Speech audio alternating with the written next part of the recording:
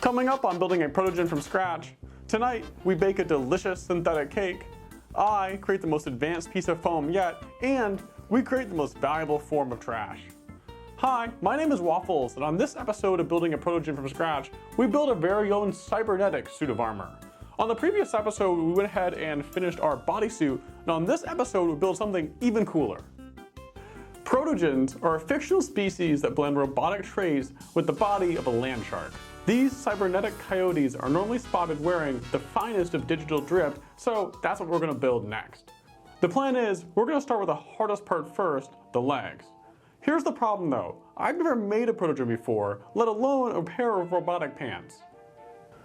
When breaking down the armor on a protogen, there are basically four major parts. You have the two shoulder pieces up here, a chest piece, a belt piece, and then two large thigh pieces of armor. Now, it's all going to be quite annoying and tricky to build, but I've always been under the belief that you should start with the hardest piece first. And just looking at this, the largest piece and probably the most complex is going to be these two large thigh pieces. They're this weird kind of egg-shaped teardrop piece, and it's going to be quite difficult replicating that in 3D material at a much larger scale. I don't know about you guys, but I've never made a protogen armor before, let alone any armor at all. So because of that, we're going to use Mugiwara's protogen armor pattern, and with that, hopefully we should be able to get some rough shapes that we can then modify ourselves. So let's start by cutting out the pattern for the thighs, and then just getting it mocked up on cardboard to see what it's going to look like. If you've never used a pattern before, it can help make creating new things a lot easier. The first step is going to be cutting out all the pieces and then gluing them together. This doesn't need to be perfect, but it does help to go slow and make sure to do everything correct. A mistake here could be magnified when we convert our paper templates into foam. Once complete, this should give us a good starting point for building our protogen pants.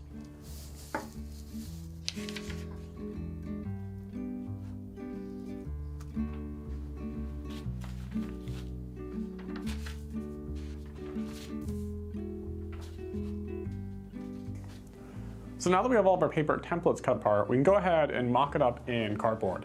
And the reason why we're doing it in cardboard first is because our foam is surprisingly expensive and we'll almost certainly make mistakes and want to modify things.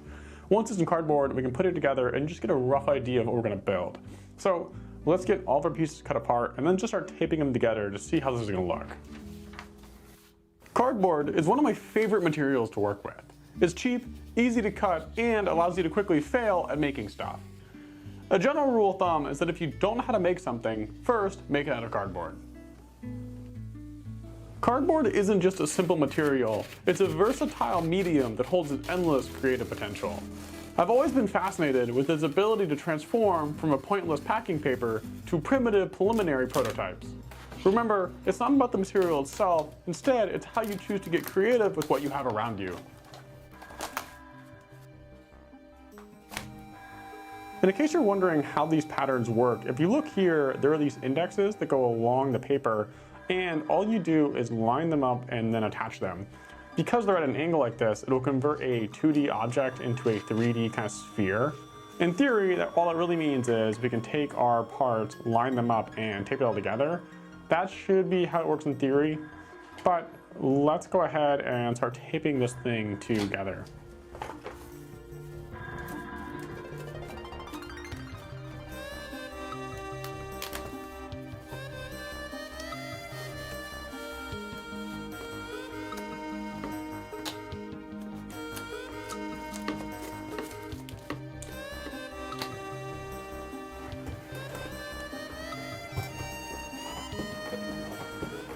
So our cardboard creation actually turned out looking pretty cool. I think it mimics the protogen armor effect quite well, and it fits pretty snugly on my body. Now, when we remake this in foam, I will make it like a time and a half larger. This is a good size now, but you figure when the fursuit's actually on, my body's gonna be larger, so bigger will probably be a bit better. Now, the next thing that we need to do is cut out this entire piece again, but with foam. The type of foam we're using to build our armor is ethylene vinyl acetate, or EVA foam. It's popular because it's easy to use and relatively cheap, making it the backbone for custom cosplay props. When tracing the paper templates on the foam, I'm adding an extra 1.5 inches of space to help grow everything up in size. You also might notice that we're building this out of a random assortment of foam. Remember that because it definitely won't come back to bite us in the butt later. So now that we have much larger versions of all our pieces, we can go ahead and attempt to assemble our supersized protogen armor. I think the first step in order to get us moving is just to start pinning things together. This definitely won't be easy, but with enough pins and hot glue, everything is possible.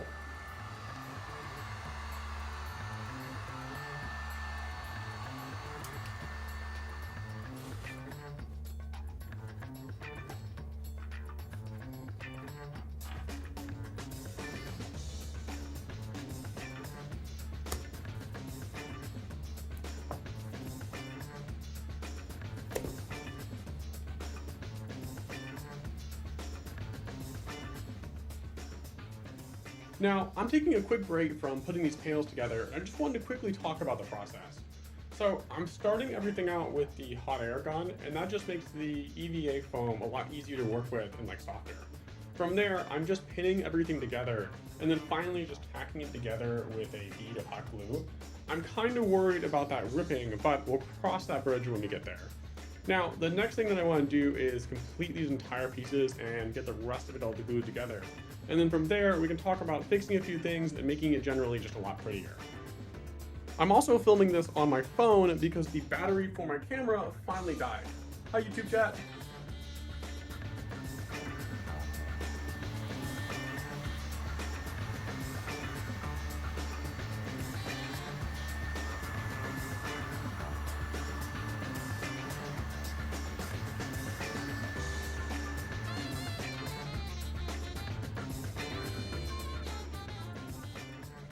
I've gone ahead and finished putting together all of the giant puzzle pieces for a pattern, and I want to show you the results.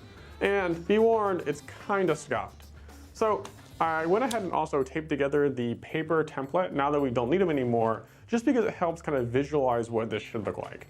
For the most part, everything looks pretty good. It's just a really large version of original pattern until you flip it over and you'll notice that we're missing this whole section down here. This is definitely my fault in enlarging the pattern. I've somehow missed like 3 inches on the whole bottom, but it should still be fixable. The plan is I'm gonna take a whole bunch of this cardboard and cut out some templates and then just kind of tack everything together. It'll definitely be messy, but with enough Bondo and primer and paint, no one will ever be able to tell there's tons of seams down here. And then there's also one other issue. One of the original problems that we had with the pattern was that it's too small for my body. So in making this one, I made a point to make it quite a bit larger. I might have made it a little bit too large, as this is definitely way more of a gap than there needs to be, but in general, it's always a lot easier to make big things smaller as making small things big.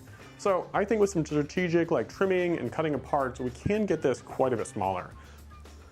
So I've gone ahead and finished cleaning up the bottom of our little thigh armor pieces here. And as you can see, they're looking really good. But while doing this, I noticed another issue.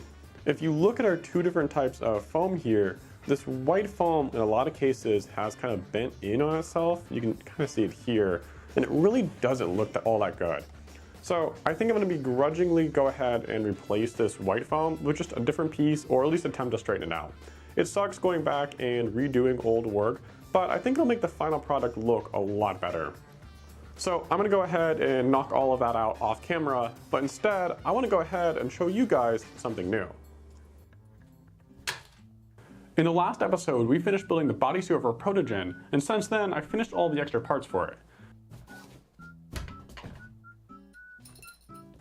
Starting things off, I created a classic S-shaped tail. I'm currently playing around with the idea of adding some sort of little bag or armor piece to the back of it, but for now this will do. The end attaches with a simple belt cloth that's fed into a hole hidden on the bodysuit. Making the tail is probably one of the easiest parts, so if you ever want to build your own fursuit, this could be a great place to start. Next up, we have the hand paws, and these are just slightly upgraded versions from the one I made before. The main difference is that I wanted to focus on quality when making these. The pattern is actually just 2 big hand pieces with plush claws attached. It looks complex, but it's actually just a few pieces total. These could still be improved, but I'm pretty happy with how they turned out. Speaking of improvements, the biggest improvement I made from the last suit are these feet paws. One of the biggest challenges when creating paws are having well-defined shapes that don't just end up looking like blobs of fur. The same technique from the hand paws are used here for the paw pads. The only difference is that they're much larger. These paws have an upholstery foam base and contain a pair of hidden crocs on the inside. Another perk of having individual toes is being able to slide your hand through them like this. Now that's satisfying. Indoor feet without shoes are kind of useless because if you use them, they get destroyed. So in order to protect our new shiny paws, I went ahead and created some custom sandals to go with them. My favorite little detail is the matching colored thread used on the buckles. Nice.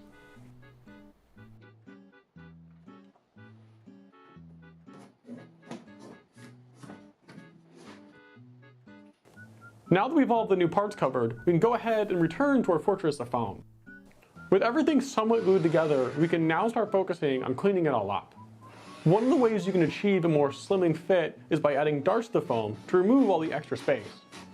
From there, it's just a lot of trimming and test fitting to get everything to fit down to size.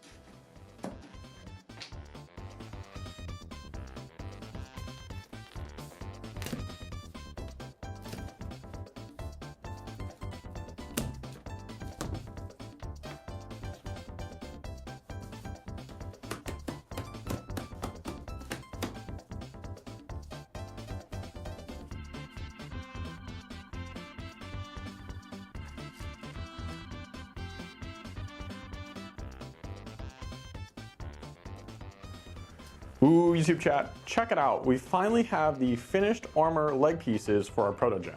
Now, it's been a lot of work to get here, surprisingly a lot more than I expected, and they look a little bit different than you last saw them, so let's quickly talk about it. I went ahead and replaced all of the front pieces with brand new ones. The ones before had these big ugly lines right down the center, but we had split them apart to do the fitting, so instead I just popped them out and then cut out a brand new piece of foam and then attached it. It's kind of a waste, but I think it makes the end result look a lot better. Now, we can finally move on to the next step, which is going to be painting, priming, and then finding a way to fill in all of the cracks where the foam comes together.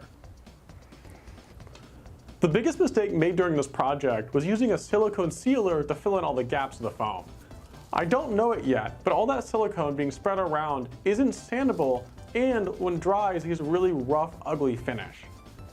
Off camera, I had to use Bondo to resurface everything and I spent the whole weekend sanding it down flush.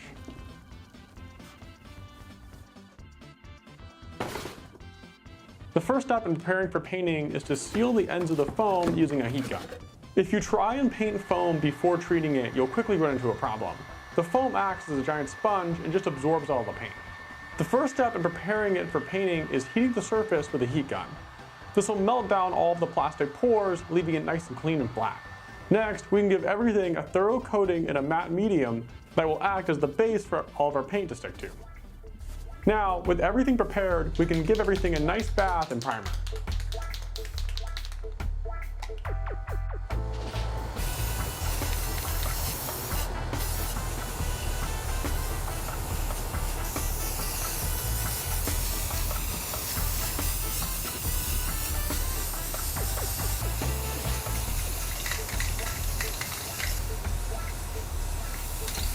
While doing all of the spray painting and priming, I've actually run out of spray paint, and that's why this guy here looks kind of goofy, but I think that's just the universe telling me that this is a natural stopping point for this episode. Now, if I'm being totally honest with you, making these pieces was a lot harder than I expected. Off camera, I'm almost certainly going to do more painting, sanding, and priming to get these looking a little bit better, but I think the overall shape is almost exactly what we're going for, like a cool cybernetic armor piece. Once we get the rest of the armor in place, like the belt and the chest piece and the shoulders, I think it's going to look really good. Overall, I'm quite happy with how these pieces are turning out so far, even if they were a huge pain in the butt to make. In the next episode of making a fursuit from scratch, we're really going to focus on building the rest of our armor. Once we have all the big pieces done, we can then try to figure out the problem of hooking up to our body.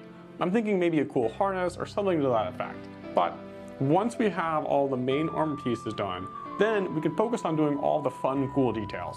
Stuff like LEDs or maybe like a cool backpack. I have a lot of fun ideas planned, but first we need to knock out getting all of the armor done. And I also want to apologize to you, YouTube, with just how long this episode took to make.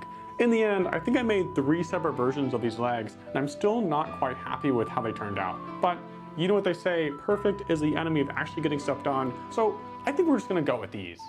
So on our quest to build some cybernetic protogen armor, I just wanted to say thanks for watching, and I can't wait to see you guys again soon.